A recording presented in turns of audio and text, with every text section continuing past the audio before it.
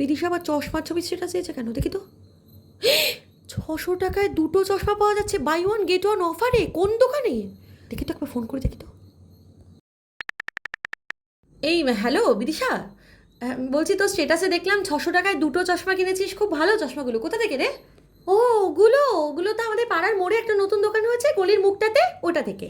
ও তাই, এখানেই তোদের গলির মুখে? আমি ভাবলাম কোথায় না কোথায়, তাহলে তো কালকে গিয়ে একবার দেখতে হবে। হ্যাঁ রে একদম, এত সুন্দর সুন্দর চশমা এত অল্প দামে বিক্রি করছে না, জাস্ট অসম। হ্যাঁ সেটাই তো দেখলাম, ফ্রেমগুলো যথেষ্ট সুন্দর দেখতে, মানে 600 টাকায় তো ওরকম ফ্রেম পাওয়াই যাবে না।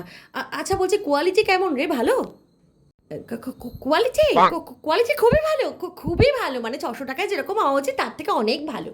ও আচ্ছা, আচ্ছা তুই একটু চশমা দুটো পরে আমাকে ছবি পাঠাতে পারবি রে? চশমা পরে? কেন? কেন মানে আমি তো আসলে ফ্রেমগুলো দেখেছি, তো পরলে কেমন লাগে সেটা একটু দেখতাম আর কি। তুই একটু পরে ছবি পাঠা না রে। ইম্পসিবল। না মানে আমি তো এগুলো পুজোর জন্যই কিনেছি না, তো পুজোর আগে কি করে পরবো বল? আরে এটা চশমা, জামা কাপড় নয়, তুই জাস্ট চোখে লাগিয়ে ছবিটা দে, আমি জাস্ট দেখবো ফ্রেমটা। আহা কাল তুই নিজেই এসে দেখ না, নিজের থোবড়ায় পরে দেখ, আমার থোবড়ায় পরে দেখে কি লাভ আছে? আচ্ছা ঠিক আছে, তোকে পরে দেখাতে হবে না, তুই জাস্ট চশমাটার গায়ে কি নাম আর নাম্বার লেখা আছে সেটা আমাকে ছবি তুলে পাঠা, আমি সার্চ করে দেখে দিচ্ছি। হ্যাঁ হ্যাঁ সেটাই ভালো, আমি আমি এক্ষুনি পাঠিয়ে দিচ্ছি।